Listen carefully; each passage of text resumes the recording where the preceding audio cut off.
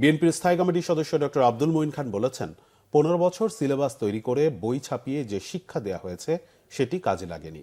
5 August সব শিক্ষা উল্টে দিয়ে শিক্ষার্থীরা নতুন করে বাংলাদেশকে গণতন্ত্রের পথে এনেছে।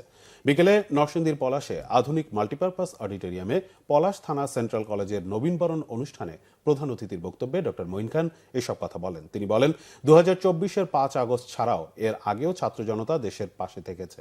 জাতির প্রয়োজনে তারা বারবার রাজপথে নামে, ভবিষ্যতেও দেশের প্রয়োজনে রাজপথে নামবে। তবে তাদের মূল কাজ ভুলে গেলে চলবে না উল্লেখ করে শিক্ষার্থীদের পড়াশোনায় ফিরে যাওয়ার পরামর্শ দেন বিএনপির স্থায়ী কমিটির এই সদস্য।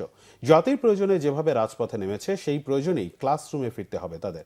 এ সময়ে বাংলাদেশের সঠিক ইতিহাস পড়াতে শিক্ষকদের প্রতি আহ্বান জানান ডক্টর মঈন খান। একথা মনে রাখতে হবে, শিক্ষক শিক্ষিকা যারা এখানে আছেন, ছাত্রদের কিন্তু সঠিক ইতিহাস শিক্ষা দিতে হবে। জোর করে ভুল শিক্ষা দিয়ে যে কোনো কিছু অর্জন করা যায় না, তার প্রমাণ কিন্তু গত 15 বছরে আপনারা দেখেছেন। গত 15 বছরের সিলেবাস তৈরি করে বই ছাপিয়ে ছাত্রদের অনেক শিক্ষা দেওয়া হয়েছিল, সেই শিক্ষায় কিন্তু কোনো কাজ হয়নি।